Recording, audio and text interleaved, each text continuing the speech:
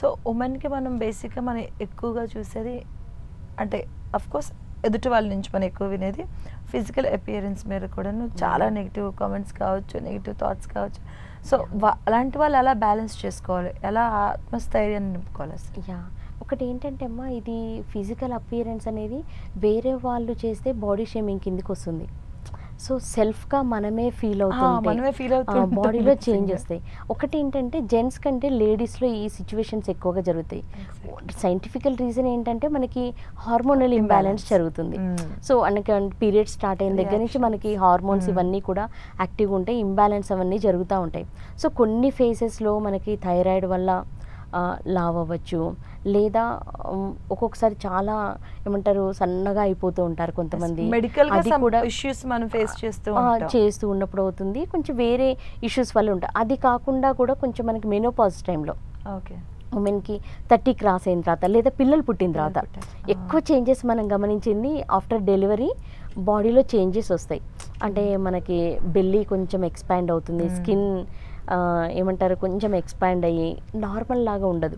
So బాడీలో చాలా changes అనేది వస్తుంది. సో ఇప్పుడు ఏంటంటే కొంచెము బాడీలో చేంజెస్ వచ్చినప్పుడు ఫస్ట్ మన స్కిన్ మన బాడీ కూడా మనకు సపోర్ట్ చేసింది. ఎన్నో అచీవ్మెంట్స్ చేసుకుంటూ వచ్చాం కదా, ఫస్ట్ ఆ గ్రాటిట్యూడ్ ఇవ్వాలి మనం మన బాడీకి, మన స్కిన్కి. వితౌట్ దాని సపోర్ట్ మనం ఏది చేయలేం. ఫస్ట్ నేనేమంటానంటే దానికి గ్రాటిట్యూడ్ ఉండాలి. ఓకే, లావ్ అయ్యారు, తగ్గించడము ఇవన్నీ చేయొచ్చు, బట్ మీ స్కిన్ కానీ మీ బాడీ కానీ మీ సక్సెస్ జర్నీలో మీతో పాటు ఉండి మీకు ఎంతో హెల్ప్ చేసి సపోర్ట్ చేసిన దాని పట్ల ఫస్ట్ హ్యాపీ ఫీల్ అవ్వాలి. అంటే లావ్ అయ్యాము లేదా నా బాడీ బాగాలేదు అన్న పెయిన్లో నుంచి ఏది హ్యాండిల్ చేయలేరు. ఓకే, అంటే నేను ఏంటంటే ఫస్ట్ మన స్టేట్ ఆఫ్ మైండ్ని కామ్గా పెట్టుకోవాలి, స్టేబుల్గా పెట్టుకోవాలి, మన పట్ల మన గ్రాటిట్యూడ్ ఉండాలి. దెన్ ఇప్పుడు మీకేం కావాలి అంటే ఏంటిది, ఓకే మీరు లావు తగ్గాలి, వెయిట్ ఎంత తగ్గాలనుకుంటున్నారు, సో వెయిట్ తగ్గాలనుకుంటే దానికి స్ట్రక్చర్స్ ఏంటి, స్ట్రాటజీస్ ఏంటి అన్నది చూడండి. అంటే డైలీ వర్కౌట్ చేయాలా, సో ఫుడ్లో ఏమైనా ఓన్లీ న్యూట్రిషన్ ఫుడ్ తినాలా, ఎలాంటి బ్రేక్స్లో తీసుకోవాలి, ఎంత క్వాంటిటీ తీసుకోవాలి, న్యూట్రిషన్ సపోర్ట్ తీసుకోవడము, న్యూట్రిషనిస్ట్ సపోర్ట్ తీసుకోవడము ఇలాంటివి వెళ్తుంది.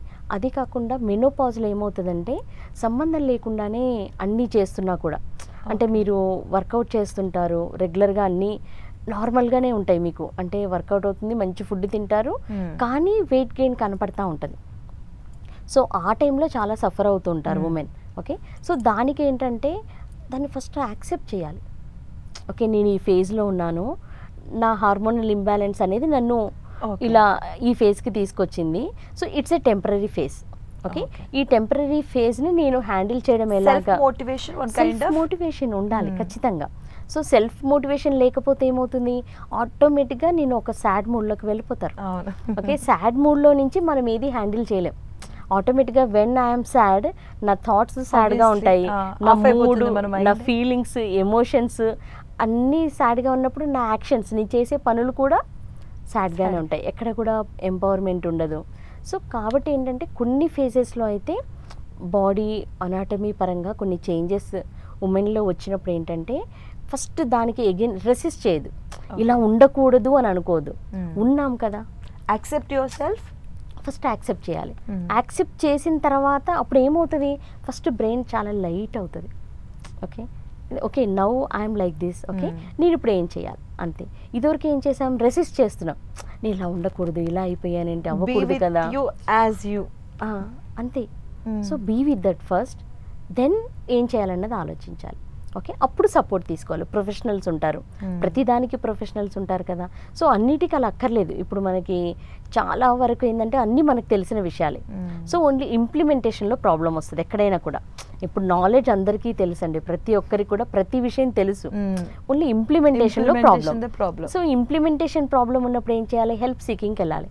సో ఫర్ ఎగ్జాంపుల్ మీకు పొద్దున ఎక్సర్సైజ్ చేయడం ఇష్టం లేదు, హస్బెండ్కి పిల్లలకి చెప్పాలి, సో నాకు ఒక అలారం పెట్టి నన్ను కంపల్సరీ వాకింగ్కి తీసుకెళ్ళాలి, ఎక్సర్సైజ్కి తీసుకెళ్ళాలి. జనరల్గా యాజ్ ఏ ఉమెన్ మన మైండ్ని మనం ఎట్లా సెట్ చేసి పెట్టుకోవాలి అసలు ఫస్ట్ ఆఫ్ ఆల్? యా, ఇది చాలా చాలా ఇంపార్టెంట్ అండి. As a women first emotionally strong ఉండాలి. ఓకే, సో ఉమెన్ అనగానే ప్రతి ఒక్కరు ఫస్ట్ ఎమోషనల్లీ వీక్, ఏమీ చేయలేరు, ధైర్యంగా ఉండరు అన్నది ఒక జనరల్గా అందరు అలా లేరు యాక్చువల్గా. ఓకే, సో కానీ దానికి ఏంటంటే ఎమోషనల్ స్కిల్స్ లేకపోతే ఏమవుతుందంటే సో లైఫ్లో మీరు ఏం సాధించలేరు ఫస్ట్ ఆఫ్ ఆల్. ఎందుకంటే మీకు ఎంత ఐక్యూ ఉన్నా, ఎంత చదువు ఉన్నా, ఎమోషనల్గా స్ట్రాంగ్గా లేకపోతే ఎక్కడైనా ఒక రిజెక్షన్ జరిగింది, లేదంటే ఎవరైనా క్రిటిసైజ్ చేశారు, ఓకే, లేదంటే ఎవరైనా మనని ఇబ్బంది పెట్టి ఇన్సల్ట్ చేశారు, ఓకే, సో దాన్ని ఎలా హ్యాండిల్ చేయాలి? ఆటోమేటిక్గా ఉమెన్ చాలా సఫర్ అవుతారు ఆ విషయంలో, రైట్? సో కాబట్టి ఏంటంటే ఫస్ట్ ఈ ఎమోషనల్ స్కిల్స్ కావాలి. మీరు సొసైటీ ఇంటి నుంచి బయట అడుగు పెడుతున్నారు అంటే ఆటోమేటిక్గా ఎమోషనల్ స్కిల్స్ ఫస్ట్ ఉండాలి. సో నేనేమంటానంటే ప్రతి మహిళ ఫస్ట్ ఎమోషనల్లీ స్ట్రాంగ్ అవ్వాలి. ఎందుకంటే ఉమెన్ లైఫ్లోనే చాలా చేంజెస్ జరుగుతున్నాయి. సో చిన్నప్పుడు బేబీ దగ్గర నుంచి మెచ్యూర్ అవుతారు, బాడీలో చేంజెస్ స్టార్ట్ అయిపోయినాయి, ఓకే, దాన్ని అడాప్ట్ చేసుకోవాలి. ఇమీడియట్గా మ్యారేజ్ అవుతుంది, మ్యారేజ్ అయిన తర్వాత కొత్త ఇంటికి వెళ్ళేది అమ్మాయి, ఓకే, అక్కడ పర్సన్స్ని అంటే తను కొత్త హ్యాబిట్స్ని ఫామ్ చేసుకుంటూ కొత్త పర్సన్స్ని అడాప్ట్ చేసుకోవడం అనేది it's very critical actually. So కానీ అలాంటి సిచ్యువేషన్ కూడా చాలా స్మూత్గా, చాలా హ్యాపీగా హ్యాండిల్ చేస్తుంది women, just because of her emotional skills అనే చెప్పచ్చు. సో అలాంటి చేంజెస్ జరుగుతుంది. తర్వాత తన బాడీలో పిల్లలు పుడతారు, తన బాడీలో చాలా చేంజెస్ జరుగుతాయి 9 monthsలో. సో చాలా ఎమోషనల్ ఫ్లక్చువేషన్స్కి గురవుతారు మహిళలు. సో ఇక్కడ ప్రతి చోట గమనిస్తే ఉమెన్ లైఫ్ మొత్తం కూడా చాలా చేంజెస్, ట్రాన్స్ఫర్మేషన్స్ జరుగుతూ అవుతూ ఉన్నాయి. సో ప్రతి దాంట్లో గమనిస్తే ఒక అచీవ్మెంట్ ఉంటుంది, ఒక విక్టరీ ఉంటుంది. ప్రతి ఫేజ్లో ఉమెన్కి ఒక విక్టరీ ఉంటుంది. సో దాన్ని ఉమెన్ చూడగలగాలి, at the same time family members కూడా చూడగలగాలి. చూడలేకపోతే ఉమెన్ వాళ్ళందరూ చూసేలాగా మనం చెప్పగలగాలి. ఇట్స్ వెరీ ఇంపార్టెంట్ అండి. సో ప్రతి ఫేజ్లో ఉమెన్కి కొంత సపోర్ట్ అవసరం. కానీ చాలామంది మహిళలు సపోర్ట్ లేకుండా కూడా వాళ్ళంతట వాళ్ళు నిలబడి వాళ్ళ కోసం వాళ్ళు వర్క్ చేసుకుంటూ బయటకు వస్తున్న వాళ్ళు చాలామంది ఉన్నారు. సో ఇప్పుడు పిల్లలు పుట్టగానే ఏంటండి, పిల్లలకి పోస్ట్ పార్టం డిప్రెషన్ అంటారు మదర్కి. ఇమీడియట్ డెలివరీ బాడీలో చేంజెస్ వస్తుంది, తను ఇమీడియట్గా చాలా అడాప్ట్ చేసుకోవాల్సి ఉంటుంది. సో ఎమోషన్స్ హ్యాండిల్ చేయలేరు. సో ఆ టైంలో డిప్రెషన్ చాలా ఉంటుందండి. సో ఇవన్నీ కూడా ఉమెన్కి అవగాహన ఉండాలి.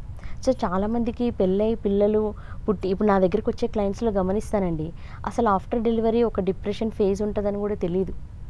ఓకే, ఎవరైతే ఫ్యామిలీ స్ట్రక్చర్ స్ట్రాంగ్ ఉంటుంది కష్టము తెలియదు. సో అందరూ ఏమనుకుంటారు, ఆ అమ్మాయి బాబుని పట్టించుకోవట్లేదు, పాపను పట్టించుకోవట్లేదు, సరిగా ఫీడింగ్ చేయట్లేదు, సో విసుగు వస్తుంది, చిరాకు వస్తుంది, ఇది కంప్లైంట్స్ చేస్తుంటారు. But actually she is dealing with the depression. Okay, so అంటే ఎవరైతే ఫ్యామిలీ స్ట్రక్చర్ స్ట్రాంగ్ ఉంటుంది, కొంతమందికి చాలా హెల్పింగ్ ఉంటారు, పేరెంట్స్, ఇటు అమ్మమ్మలు, నానమ్మలు, ఫ్యామిలీ ప్రొటెక్షన్ చాలా ఎక్కువగా ఉండి అమ్మాయికి చాలా కేర్ ఇస్తారు చూడండి, వాళ్ళు చాలా ఈజీగా 10 daysలో బయటకు వచ్చేస్తారు. కానీ ఇలాంటి స్ట్రక్చర్ లేని చోట ఉమెన్ చాలా డిప్రెషన్లోకి వెళ్తూ ఉంటారు. సో ఇదంతా ఉమెన్కి ఎడ్యుకేషన్ ఉండాలి. ఓకే, సో మ్యారేజ్ రిలేషన్షిప్ అనే కొత్త బాండేజ్లో అసలు మెన్ మెంటాలిటీ ఏంటి, మెన్ ఎమోషన్స్ ఎలా ఉంటాయి, so we are dealing with women emotions.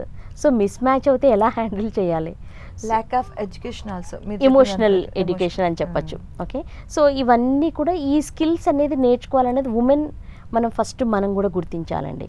ఎందుకంటే మనకి ఎవరో వచ్చి చెప్పడము అన్నది మనము ఎక్స్పెక్ట్ చేయలేం. సో నా రెస్పాన్సిబిలిటీ, నేను నేర్చుకోవాలి, ఎమోషనల్లీ స్ట్రాంగ్ ఉండాలి, నేర్చుకోవాలి, కొత్త సిచ్యువేషన్స్ని ఎలా అడాప్ట్ చేసుకోవాలి. మోస్ట్ ఆఫ్ ద ఉమెన్ చేస్తూ ఉంటారు, కానీ ఒక లెవెల్లో కొన్ని బ్రేక్ డౌన్స్ వస్తాయి. ఓకే, ఇప్పుడు మీరు చెప్పిన